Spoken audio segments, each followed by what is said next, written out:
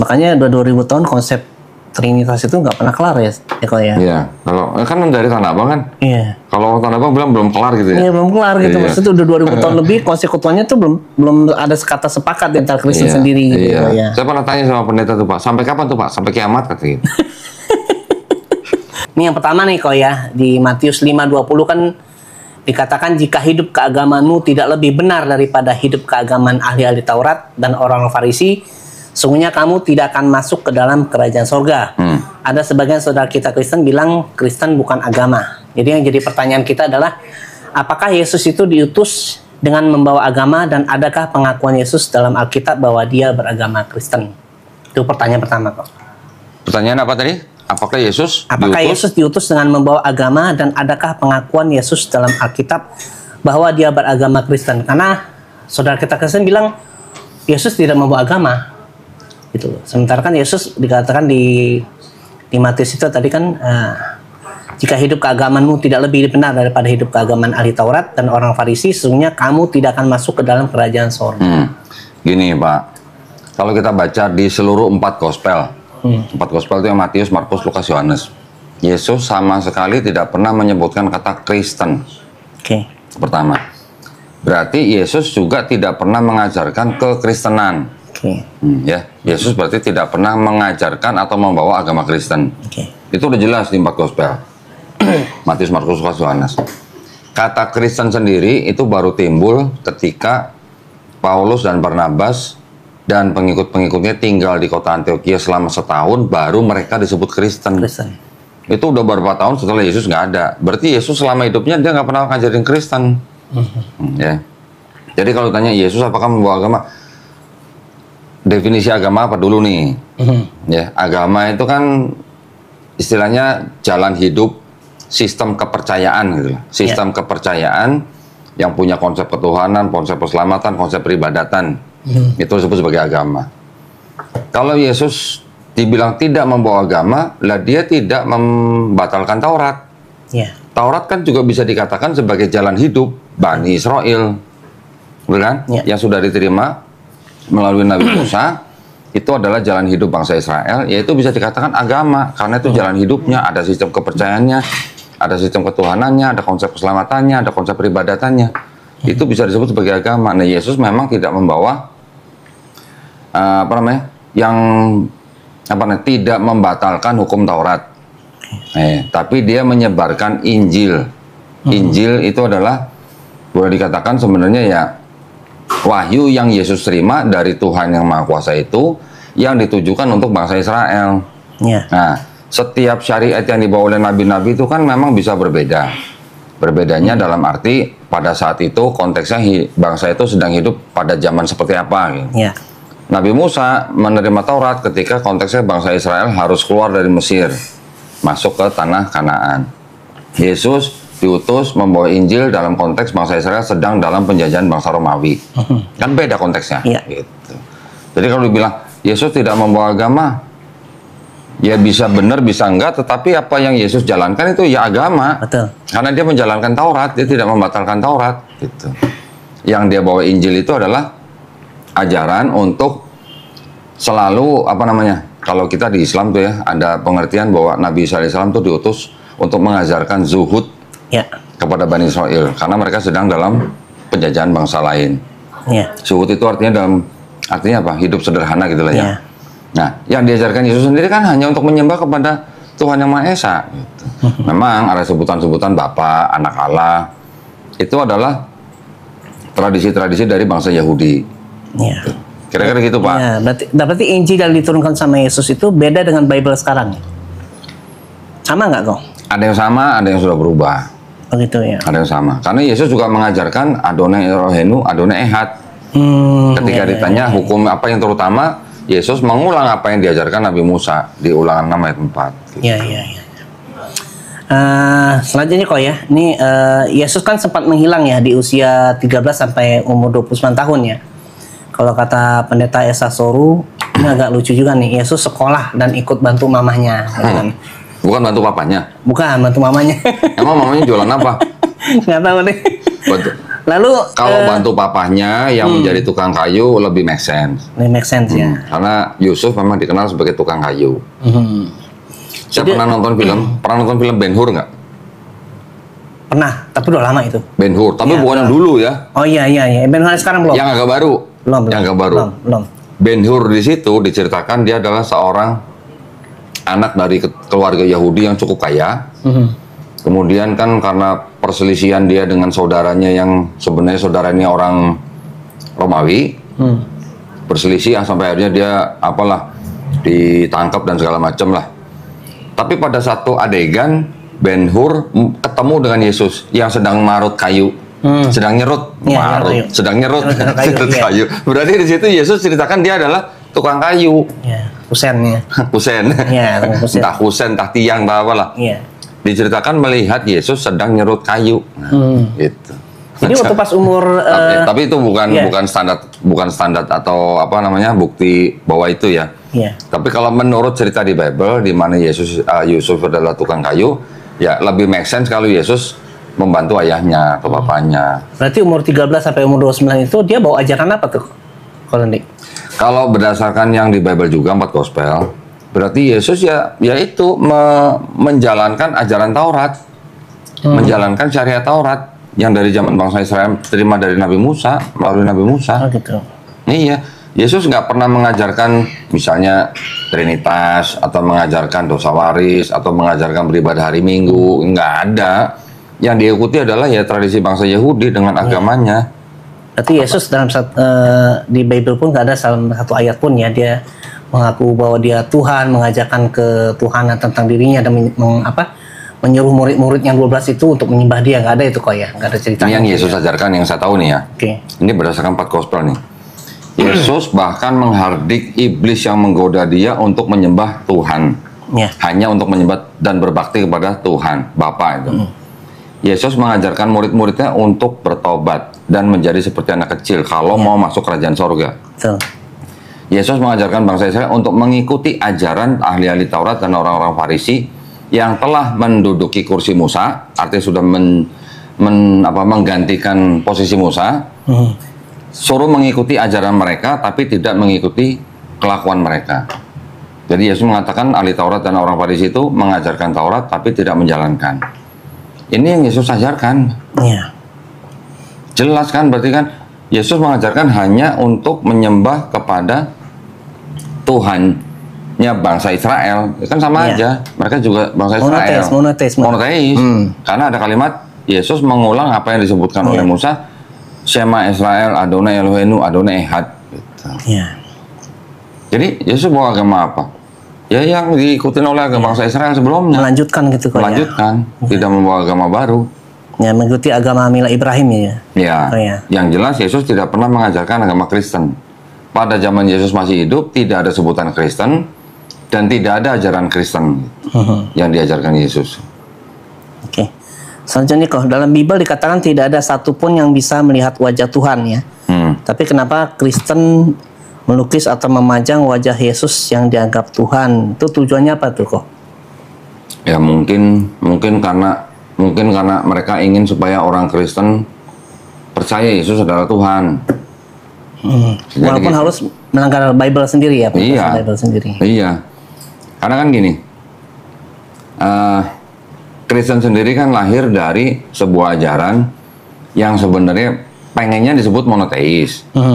Tapi karena mengadopsi budaya Helenisme, mengadopsi agama paganisme Romawi, dan mengadopsi filosofi Platonisme, ini kan nggak bisa disebut murni monoteis. Yeah. Nah, karena tidak bisa dianggap murni monoteis, makanya harus digabung dengan kitabnya Yahudi yang murni monoteis gitu. Jadi Yudaismenya monoteis, Yunani, Romawi, dan Platonismenya bisa dikatakan politeis. Monoteis digabungkan dengan politeis jadi apa, Pak? Jadi monopoli atau gimana? Nggak tahu jadi apa tuh? Ya, jadi ya campur. Ya. Tapi kan konsep ketuhanan yang dipakai oleh orang Kristen sekarang ini kan bukan yang di PL tapi yang di PB. Yang di PL ini hanya boleh dikatakan untuk untuk mau diakui sebagai agama monoteis. Dan mereka menggunakan PL itu kan hanya untuk sebagai pembuktian bahwa Yesus sudah dinubuatkan gitu. Iya. Di PL. Nah, jadi kalau kenapa harus ada lukisan atau patung, ya itu kan udah zaman-zaman orang-orang sebelumnya, orang-orang pagan sebelumnya. Iya. Mereka sudah terbiasa dengan patung-patung, sudah terbiasa dengan lukisan-lukisan gitu. Iya. Walaupun ada sebagian Kristen yang memang tidak mengakui adanya patung-patung itu. Iya. Ya, ya termasuk Protestan. Protestan juga protes ke Katolik. Salah satunya nggak boleh ada patung, karena di PL ada perintah. Iya. Nah, gitu ya. gitu. Oke, ini kok di Lukas 4:16 kan, kemudian Yesus pergi ke Nazaret, kota tempat dia dibesarkan. Seperti kebiasaannya, Yesus pergi ke sinagog pada hari Sabat dan berdiri untuk membaca. Yesus ke sinagog kan pada hari Sabtu. Saudara-saudara Kristen kita ke gereja pada hari Minggu. Kok bisa beda tuh kok? Ya karena Yesus nggak pernah ngajarin kekristenan. Gitu ya. Iya. Jadi yang ngarang itu Paulus. Di gereja. Paulus sendiri nggak pernah ngajarin ke gereja hari Minggu. Jadi antara ini Tuhan, ini nabi-nabinya, termasuk Nabi Musa, Nabi Yesus dan sebagainya, bangsa Israel. Bangsa Israel pecah, ada nanti Paulus, ada yang tetap mengikuti Taurat. Paulus di bawahnya nanti ada gereja. Gereja ini juga memodifikasi ajaran Paulus. Nggak semua ajaran Paulus dijalankan sama orang Kristen juga. Ajaran Yesusnya tidak diikuti oleh Kristen, tapi yang diikuti ajaran Paulus. Tapi yang di Paulus juga yang diikuti adalah yang sudah dimodifikasi oleh gereja. Paulus mengajarkan wanita kalau ke berdoa di tempat ibadah harus pakai kerudung. Kristen enggak. Iya. Mungkin ada satu denominasi Kristen yang masih mungkin ada. Foto Maria pun juga pakai kerudung ya. Foto Maria juga pakai kerudung. Jadi dari Paulus sendiri ke Kristennya ini ada perubahan juga, nggak full juga gitu. Kok itu kan saudara kita Kristen bilang kan Yesus itu 100% manusia, 100% Tuhan. Itu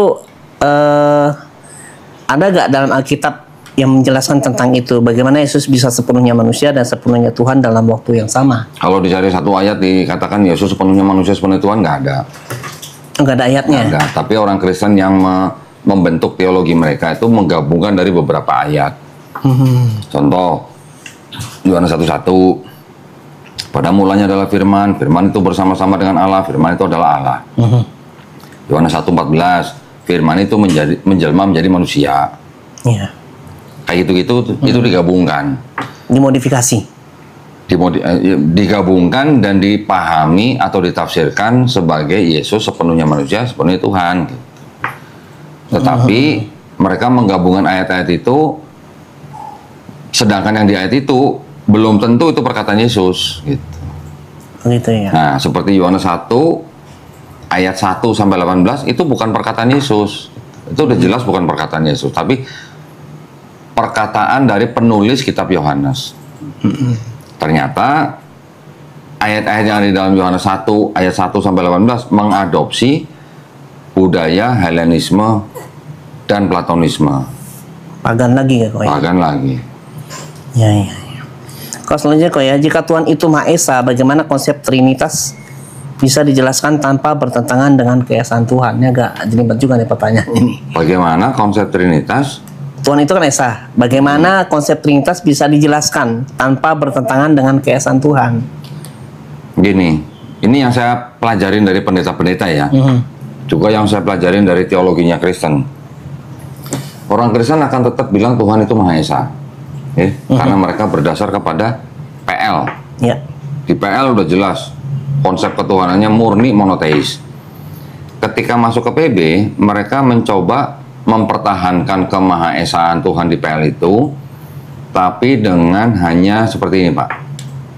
Tadi kan saya bilang Yohanes 1:1. Pada mulanya firman, firman itu bersama Allah, firman itu adalah Allah. Jadi Yesus sebagai firman itu disebut sebagai Allah ketika dia berada pada kondisi aslinya. Nah, ini aslinya betulnya manusia gitu. Belum, tar dulu, jangan dipotong dulu nih. Oke. Biar enggak. Saya bilang, Yesus disebut sebagai Allah ketika dia berada pada kondisi aslinya sebagai firman Tuhan, sebagai firman Allah. Jadi Allah ini kan punya firman. Firman itu ada di dalam Allah. Firman itu adalah Allah, gitu kan. Jadi Yesus tetap disebut sebagai Allah ketika dia sebagai firman sebelum jadi manusia. Nah, dia disebut dia menjadi manusia, yang menjadi manusia itu adalah firman-Nya. Ya, firman ini berasal dari dalam Allah nih. Makanya Yesus ketika menjadi manusia, ya dia manusia. Dia lahir menjadi manusia, bisa sakit, bisa lapar, bisa ke belakang, bisa mati. Itu kondisi ketika dia menjadi manusia, ya dia tetap sebagai firman yang asalnya dari Allah. Ya, menjadi manusianya tetap manusia, maka juga dari sini teologinya Yesus disebut 100% manusia, 100% Allah gitu. Yesus sebagai manusia disebut Tuhan. Jadi Tuhan itu adalah, boleh dikatakan ini menurut pendeta nih ya, adalah Mesias yang dijanjikan di PL.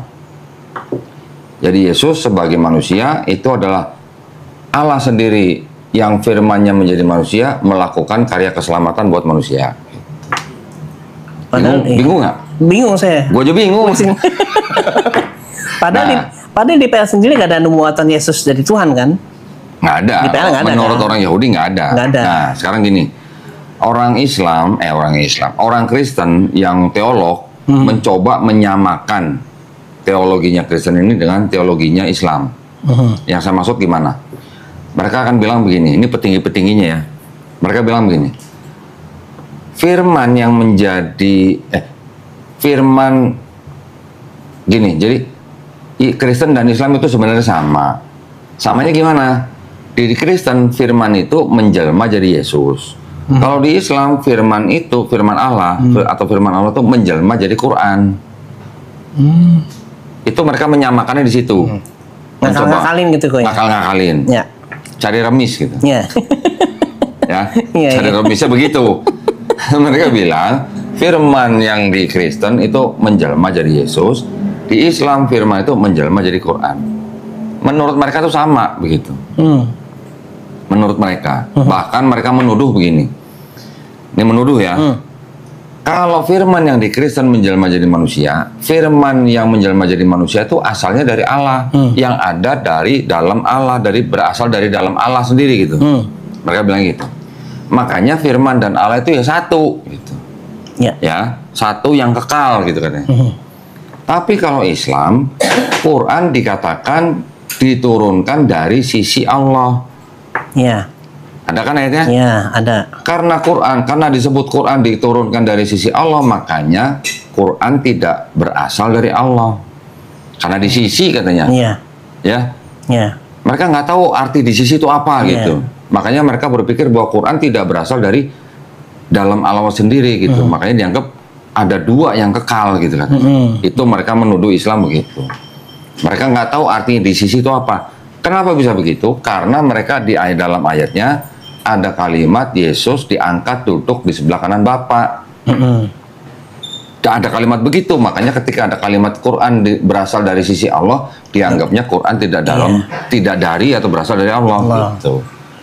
Tuduhan gitu. Ya. Gampang jawabnya kan. Cocokologi lah istilahnya. Cocokologi. Jadi mereka cari remis gitu. Iya. Paham ya? Iya, ngerti. Nah, cuma gini kok. Kita jawabnya kan gampang, Pak. Kita jawabnya gampang. Artinya Quran di sisi Allah itu artinya Quran berasal dari Allah yang maha bijaksana, maha teliti dan sebagainya. Jadi Quran itu adalah kalamullah yang merupakan sifat Allah itu sendiri gitu. Ya. Bedanya firman menjadi Yesus dan firman menjadi Quran. Bedanya di mana? Islam tidak tidak menyembah firman itu. Islam tidak menyembah Quran itu. Yang kita sembah adalah yang berfirman gitu. Iya. Beda kan? Bukan yang menyembah firman. Kalau Kristen kan menyembah Yesus sebagai firman Tuhan. Kita balikin sekarang. Taurat firman Tuhan bukan? Firman Tuhan. Jelma jadi apa? Bukan jadi manusia. Jadi kitab lah. Jadi kitab lah. Ya. Kenapa mereka nggak menyembah itu? Kan Taurat firman Tuhan juga. Iya. Judulnya mereka mau menyembah firman kan? Betul. Di Kristen mereka menyembah firman jadi Yesus. Kenapa mereka tidak menyembah Taurat sebagai firman Tuhan juga? Gitu maksudnya. Iya. Simple. Iya. Ya. Ini yang berkaitan dengan firman nih, saya masih penasaran nih kok ya. Ini kan di Yohanes 1 ayat 1 itu kan yang tadi kode disebutin ya, pada mulanya adalah firman dan sebagainya ya. Di Di sini kan di ayat ini kan Yesus adalah firman sendiri. Ya. Kemudian di Yohanes 17:8 itu Firman sebab segala menyampaikan firman firman. yang engkau sampaikan kepadaku telah kusampaikan kepada mereka dan mereka menerima. Ya. Jadi di sini konteksnya Yesus menyampaikan firman. Ya. Jadi yang pertama yang benar yang mana nih? Yesus adalah firman atau Yesus Nanti akan muter-muter gini, Pak. Yang Yohanes 17:8, coba perhatikan. Firman ada yang pakai huruf besar, F-nya ada yang huruf kecil kan? Yang pakai huruf besar itu maksudnya Yesus. Yang pakai huruf kecil itu ya maksudnya yang diterima Yesus. Gitu muter-muternya. Oh gitu. Tapi sekarang kita tanya, emangnya di huruf Yunani ada huruf besar, huruf kecil? Iya, iya. Nggak iya. ada. Iya. Jadi itu adalah hanya teologis. Iya, iya, iya. Hanya muatan teologis karena mereka maksa Yesus sebagai Tuhan. Iya. Maka dibikin-bikin seperti itu gitulah. Benar kan? Betul, Yohanes betul. 17:8 ada yang firman F-nya huruf besar, ada yang huruf Iya. kecil kan? Iya, betul. Tawan saya kan? Karena saya udah dengar dari pendeta yang Iya. begitu. Oke, selanjutnya kok ya. Ya. Ini kan Yesus kata Yesus tentang Taurat yang diimani dan imani Yesus di Matius 5:18, karena aku berkata kepadamu sesungguhnya selama belum lenyap langit dan bumi satu iota atau satu titik pun tidak akan ditiadakan dari hukum Taurat sebelum semuanya terjadi. Artinya Ya. kan sampai sekarang pun selama ini kan langit dan bumi belum lenyap Ya. ya, belum hancur ya. Ya. Kemudian kata Paulus di Efesus 2:15 TB, sebab dengan matinya sebagai manusia ia telah membatalkan hukum Taurat dengan segala perintah dan ketentuannya untuk menciptakan keduanya menjadi satu manusia baru di dalam dirinya dan dengan itu mengadakan damai sejahtera. Ya, yang mau saya tanyakan nih ya, siapa yang memberikan otoritas pada Paulus bahwa Taurat itu dibatalkan dengan klaim penyalipan Yesus? Itu dulu satu pertanyaan yang berkaitan Nah dengan itu juga pertanyaan saya ke pendeta, Pak. begitu ya. Iya. Jawabannya gimana kok? Kalau pendeta yang jawab, otoritasnya dari siapa? Dari Yesus. Ketemunya kapan? Itu waktu Paulus ke Damsyik mau cari pengikut Yesus untuk ditangkap, maka Paulus dan teman-temannya mengaku melihat cahaya, mendengar suara. Tapi kan itu kan ada kontradiksi itu kok. Iya, ada kontradiksi. Ada yang mendengar. Berdasarkan itulah Paulus mengaku dia mendapat wahyu dari Yesus. Gitu. Yang memberikan otoritas siapa? Yaitu Paulus sendiri yang mengaku bahwa dia sudah bertemu Yesus dalam perjalanan dia ke Damsyik, terus dia mengangkat dirinya sendiri sebagai rasul. Yang tadinya dia memburu pengikut Yesus untuk dibunuh, dia mengaku bertobat dan malah menjadi pemberita tentang Yesus. Gitu. Ya sekarang berarti kalau begitu, yang diikuti Kristen ini yang mana? Yang Paulus atau yang Yesus? Ya. Ya kan? Karena kalau kita pelajarin juga antara 4 gospel ajaran Yesus sama ajaran Paulus di 13 surat-surat Paulus, walaupun yang dianggap benar-benar tulisan Paulus cuma 7, yang diikuti oleh Kristen kan yang surat-surat Paulus. Ya. Betul kan? Ya. Karena ada dosa waris, Padahal itu bukan nanti hukum Taurat udah batal gitu. Sedangkan Yesus nggak pernah ngebatalin, Yesus nggak pernah ngajarin dosa waris. Berarti Kristen ini sekarang pengikut Paulus atau pengikut Yesus? Ya. Betul. Kan simpel.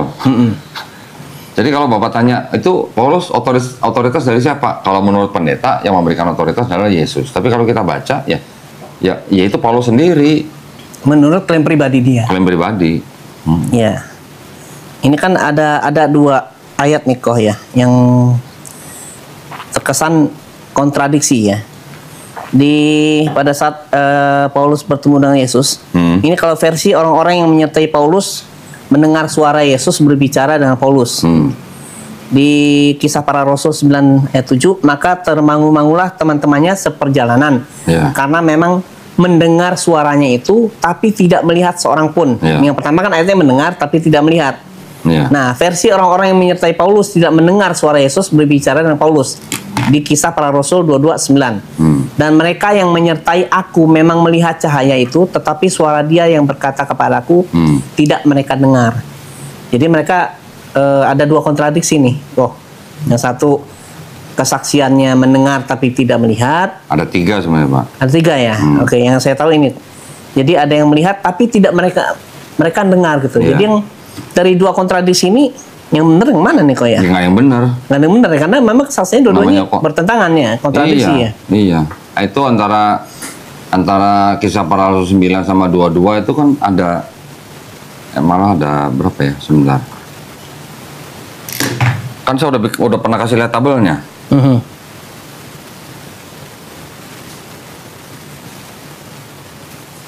Oh, di ini.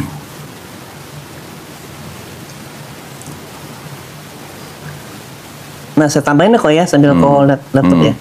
Ini karena Yesus sudah memastikan bahwa ia tidak akan bertemu siapapun setelah diangkat Allah ke surga. Yesus berkata, akan kebenaran karena aku pergi kepada Bapa dan kamu tidak melihat aku lagi. Tapi sementara Paulus kan mengklaim dia ketemu Yesus dengan dua kesaksian yang kontradiksi ya.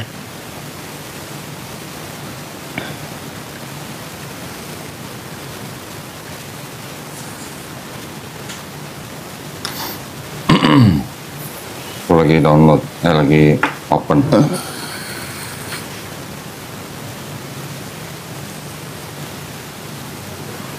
Udah pernah saya bikin tabelnya, perbedaannya. Antara Paulus sama Yesus ya. Enggak, antara kesaksian Paulus yang kontroversi itu. Lama sih.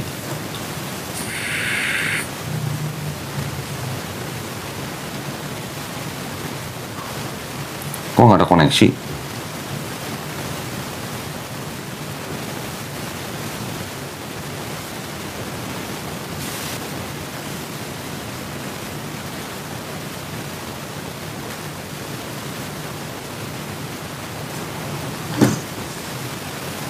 Bentar, Pak.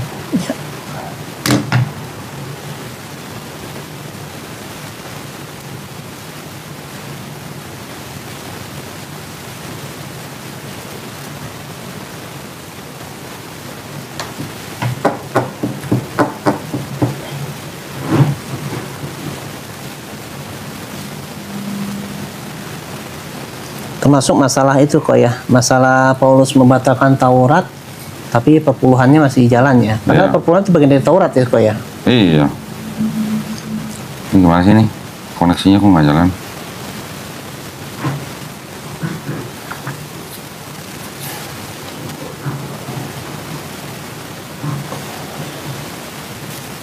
Nih.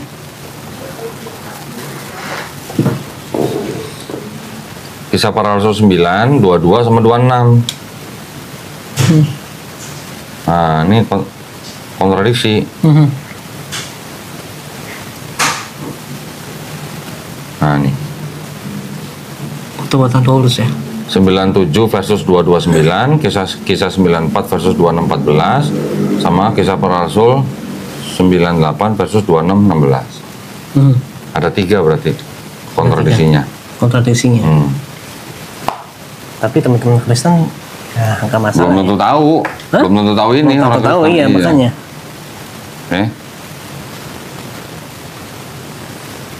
Ya, lanjut. Ya, ini jika Yesus mati untuk menebus dosa manusia ya, mengapa masih ada neraka bagi yang berdosa? Bagaimana Bible menjawab hal ini? Apa?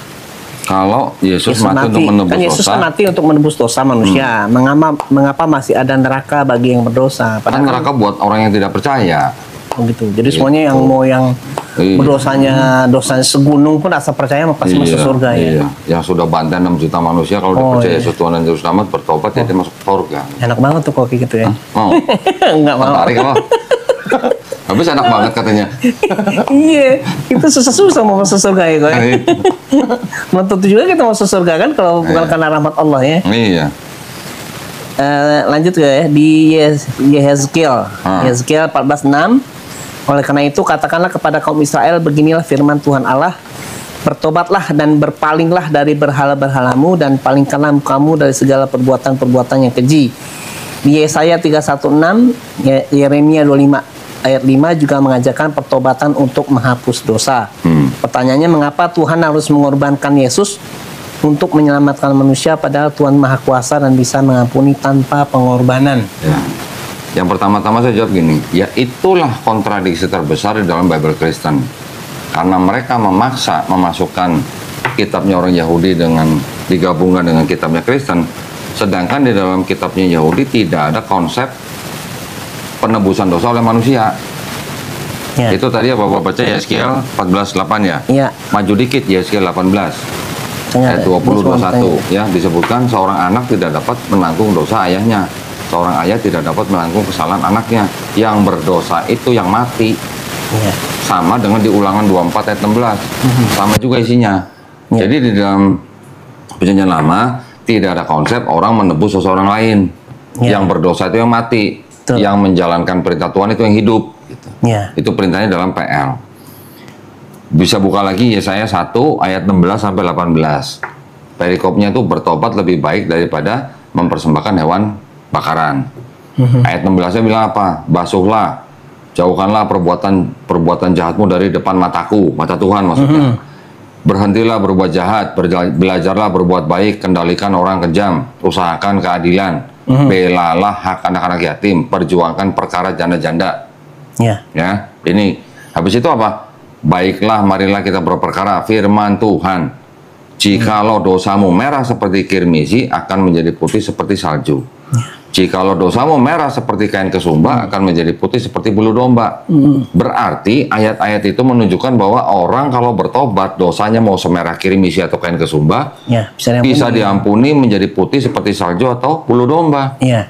Kalau dari ayat-ayat itu berarti kan tidak ada konsep orang harus mati di atas kayu salib buat tebus orang lain. Ya. Gitu. Berarti penebusan dosa dengan mengorbankan manusia itu lagi-lagi ajaran mana tuh? Ajaran dari pagan sebelumnya. Pagan sebelumnya. Iya. Padahal Yahudi dan Islam pengorbanannya dengan menyembelih kurban gitu. Menyembelih kurban. Kita menyembelih kurban konteksnya adalah untuk berbagi kepada Iya. sosial. Bukan menyerahkan itu kurban ke Allah ya.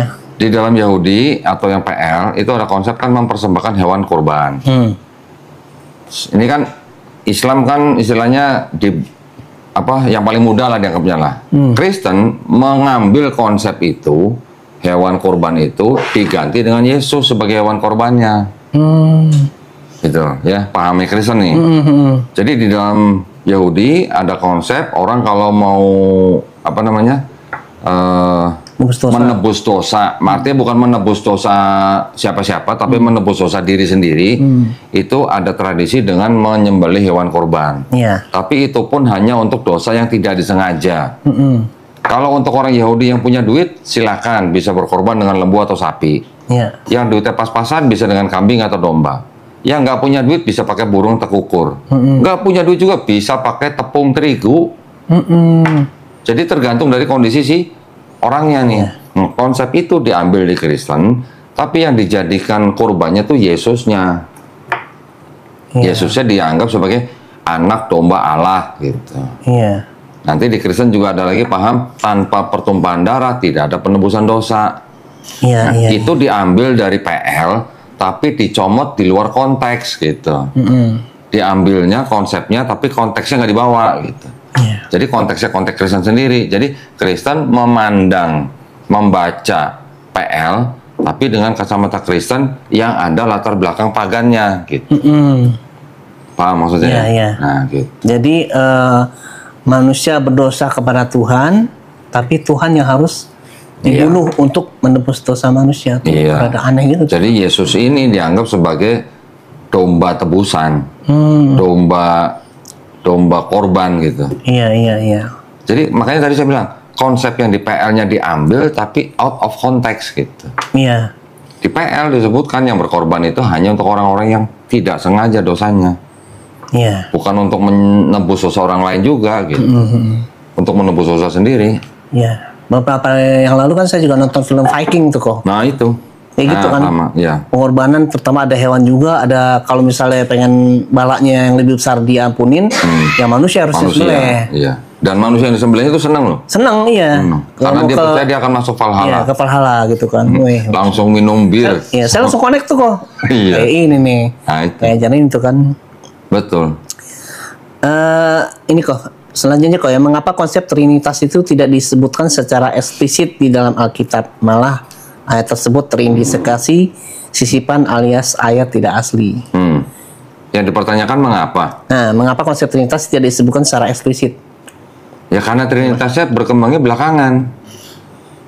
Karena Trinitas berkembangnya belakangan, berevolusi dari abad pertama, kedua, ketiga, keempat, baru dijadikan doktrin. Ya setelah Yesus meninggal ya. Setelah Yesus wafat. Setelah Yesus nggak ada. Iya. Berarti kan ini Emang apa? kalau di Islam Yesus pernah meninggal? Enggak, kan diangkat ke langit. Iya. Ini kan versi ini, versi ini. Karena konteks Trinitasnya itu berkembang dan bersaing. Nah, konsep Trinitas yang menjadi konsep yang menjadi pemenang gitu. Jadi gini, abad-abad sebelumnya itu konsep-konsep ketuhanannya di dalam Kristen itu berkembang. Yang saya maksud adalah gini, tidak langsung ada konsep Trinitas. Yang pertama ada orang-orang yang memikirkan bahwa Yesus itu adalah perwujudan Tuhan di bumi. Gitu. Iya. Itu yang disebut dengan konsep doketisme atau kepercayaan doketisme. Kalah sama kelompok yang menyebut dirinya kelompok separatisme. Separatisme bilang Yesus itu sebelum dibaptis belum Tuhan. Setelah dibaptis baru dia jadi Tuhan. Yang baptis Yohanes lagi. Yohanes. Ketika Yesus disalib, diangkat, yang diangkat Kristusnya bukan Yesusnya. Ini kelompok separatisme. Tadi ada doketisme, ada separatisme. Iya. Timbul lagi kelompok yang disebut dengan modalisme. Modalisme bilang Bapak itu ya Yesus, Yesus itu ya Bapak. Ya. Jadi ini ada peran nih. Mod gitu kan, modalisme, mod gitu. Mod itu artinya peran, contoh misalnya kayak Pak Nanto apa Pak Nandi nih? Pak Nanto di kantor sebagai apa? Direktur misalnya. Di rumah sebagai apa? Suami. Di lingkungan sebagai apa? Imam misalnya. Nah kayak gitu peran itu namanya. Ya, modalisme pecah menjadi dua, ada modalisme monarkianisme, modalisme sabellianisme. Tapi intinya kurang lebih sama lah. Bahwa Bapak itu Yesus, Yesus itu Bapak, satu pribadi, bukan tiga pribadi. Ini cukup bertahan lama, sampai akhirnya kalah sama kelompok Trinitarianisme. Trinitarianisme yang bilang Bapa itu bukan Yesus, Yesus bukan Roh Kudus bukan Bapa, tapi ketiganya hakikatnya sama, hakikatnya Tuhan. Nah, mereka tiga pribadi yang berbeda, tapi hakikatnya satu yang sama. Gitu. Kelompok ini yang digandeng sama Romawi. Nah, karena ada Romawi, siapa yang bisa lawan? Iya. Itu orang Yahudi yang berontak 2 kali aja dia ditumpas gitu kan. Nah, ketika ada kelompok gereja yang Trinitarianisme ini digandeng sama Romawi, siapa yang bisa lawan? Udah gitu aja. Yang lain ya hapus, dia dibunuh, diungsikan, dipenjara, dibunuh dan sebagainya. Gitu. Jadi makanya Kristen kelompok Trinitarianisme inilah yang menjadi kelompok Kristen yang pemenang pada zaman itu. Kalau sekarang gimana? Oh. Sekarang juga masih menjadi kelompok yang mayoritas di dalam Kristen yang Trinitas. Yang Trinitas ini kan Katolik, Ortodok, Protestan. Dan semua denominasi di bawahnya. Ini yang disebut dengan kelompok Trinitarianisme. Yang kelompok tadi bilang ada lagi yang Kristen Unitarian yang tidak menyembah Yesus sebagai Tuhan. Sekarang masih ada tapi kecil gitu. Kecil banget. Juga ya? Yang Sabellianisme tadi masih ada nggak? Ada tapi kecil gitu. Segelintir kan. Ya. Dibandingkan dengan yang Trinitarianisme ini perbedaannya jauh. Iya. Makanya 2000 tahun konsep Trinitas itu nggak pernah kelar ya, Eko ya? Iya. Kalau kan dari Tanah Abang kan? Iya. Kalau Tanah Abang bilang belum kelar gitu ya? Iya, belum kelar gitu. Maksudnya udah 2000 tahun lebih konsekuensinya tuh belum ada kata sepakat di antara Kristen sendiri gitu ya. Saya pernah tanya sama pendeta tuh Pak, sampai kapan tuh Pak? Sampai kiamat katanya. Itu pendeta ngomong. Gitu ya.